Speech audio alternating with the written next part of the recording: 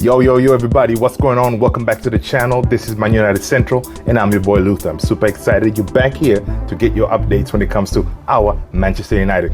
Guys, we have a ton to get into today. I'm going to try to make this quick, fast, in a hurry, right? We have the game coming on later on tonight against Wrexham. That should be a banger.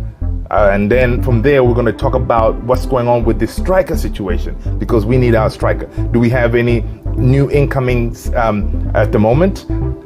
And we're going to also talk about, do we have any outgoings? Because, you know, guys, we need to sell in order to buy, right?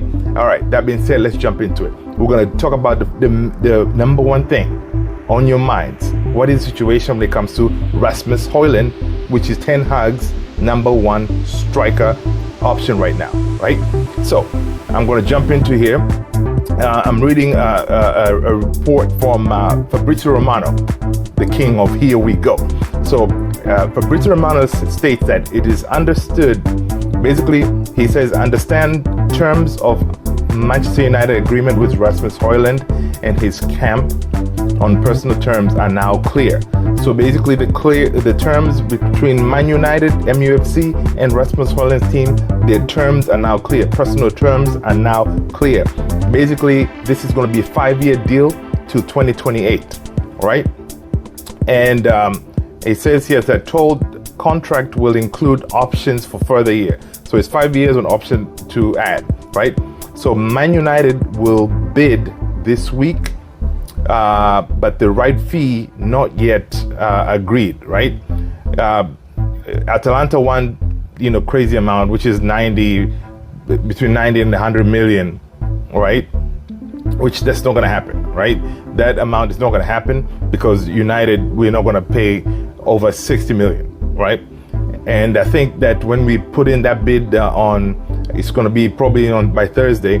The bid is going to be roughly, I'm thinking we're going to start low, maybe like 55, something close to the amount that we paid for Mason Mount, maybe 55. And then we hear what Atalanta says.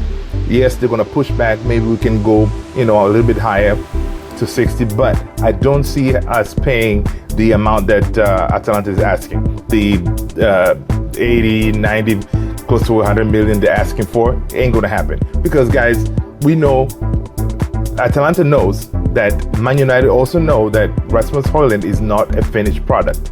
He's a potential, meaning that we are gambling kind of thing. We're saying, okay, we're getting this kid. He's still young. He still has a lot of develop.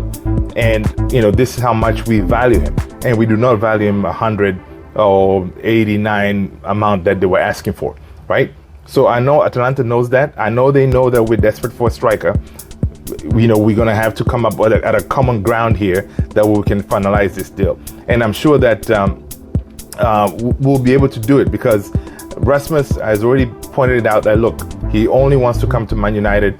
He has already turned down offers like approaches from PSG, because PSG is also, as I was reported yesterday and the other days, that PSG, they are trying to get a striker as well. And they were looking at Rasmus Hojlund, right?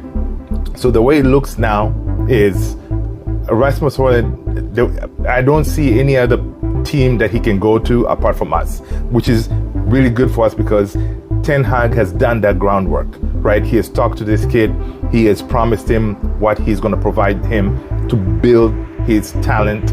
That way he can become the next top striker, right? And this will be fantastic because, guys, I don't remember the last time we actually got a young striker and then we kind of build him up to be that, the top notch, the way we used to do in the days of Alex Ferguson, right? Imagine like when we got Rooney at a very young age, and then we built him, he became a superstar. Same thing as Ronaldo, CR7. When we got him, he was young, still raw, and then we build him up to be, the superstar he is now.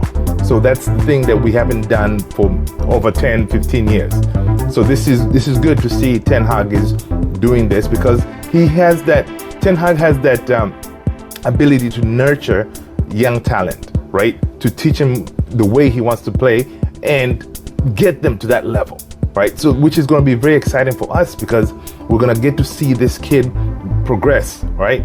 So I cannot wait for us to get him because it is going to be fantastic, right?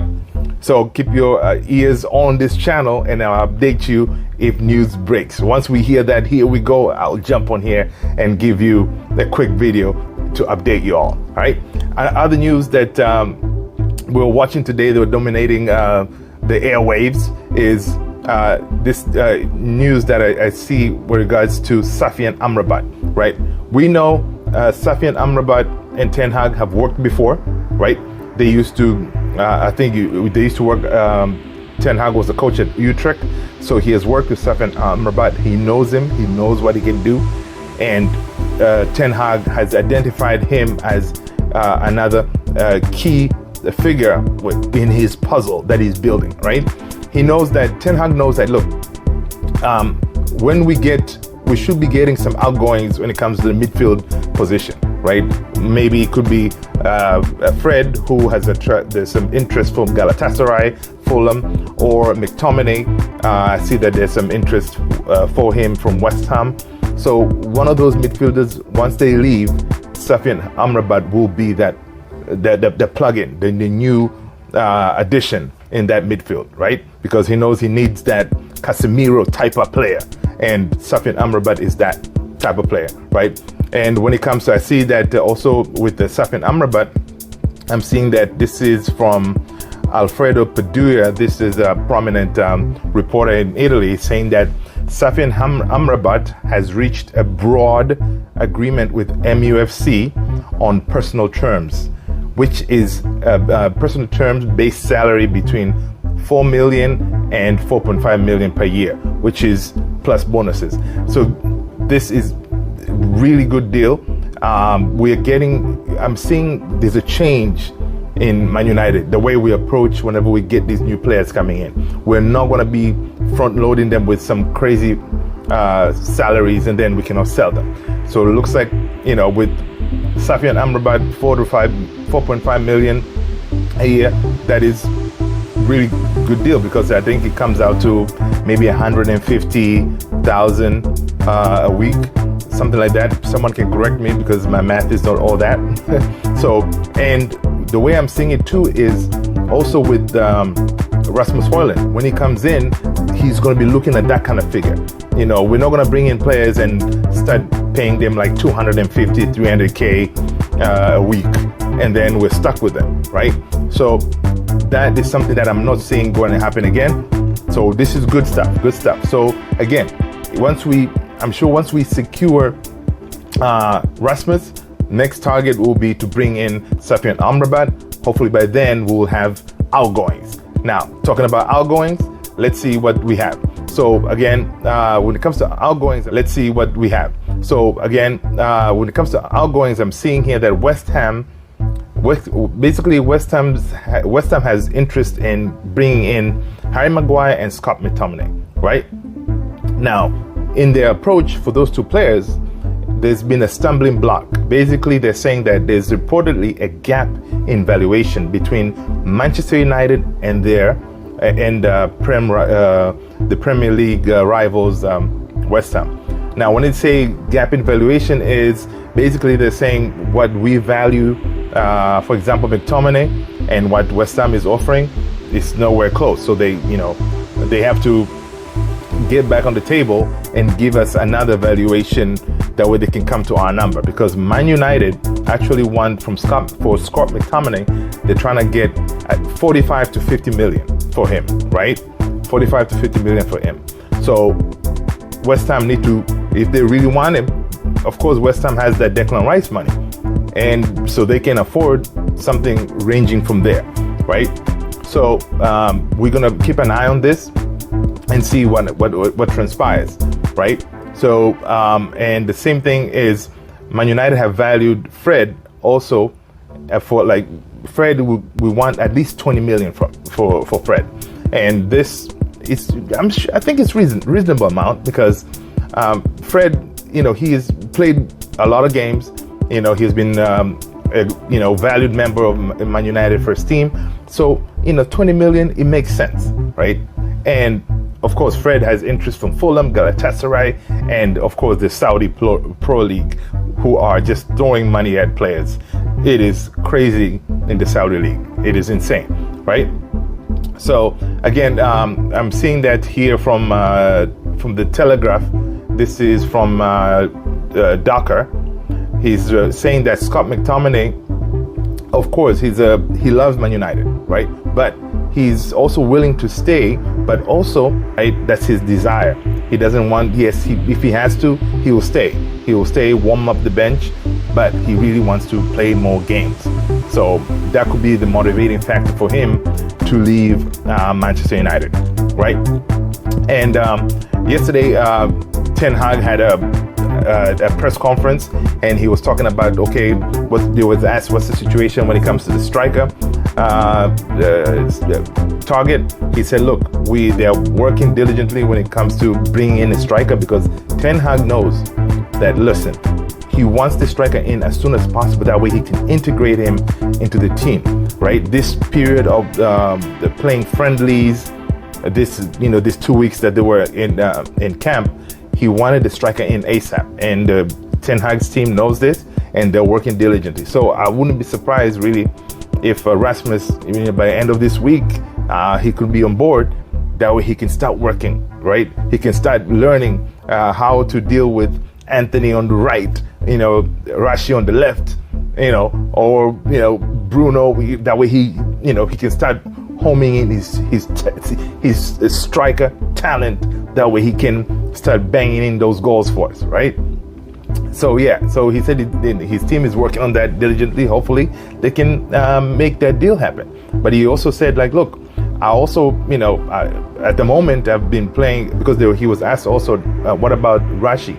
Do you think he can again give you another 30 goals next season? He was like, I don't see why not, because he said Rashi can score with his head, left, right, he's that good.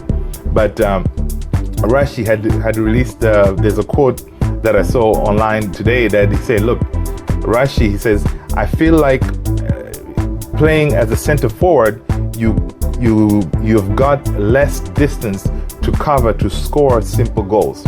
I'd prefer the left wing, right? He says left is just easier to stay in the game, and from when I was young, I've always wanted to be involved in the game. That's why I struggle when playing at the center forward sometimes, because of my patience, right? So he likes to play on the left, which we know. He likes to play on the left, but Ten Hag has no choice. Sometimes he has to put him as a number 9 because he doesn't have a striker, right? So this quote from Rashi, Ten Hag wouldn't pay much attention to it. Ten Hag is the coach. He will tell you where to play, and that's what you do. You play there, right? Until he has an out-and-out striker who is dependable, unlike Martial. And he did chime in on Martial yesterday. He said, okay, Martial is back in training. But again, it's one of those situations. He's saying that Martial, he needs to find a way to stay fit.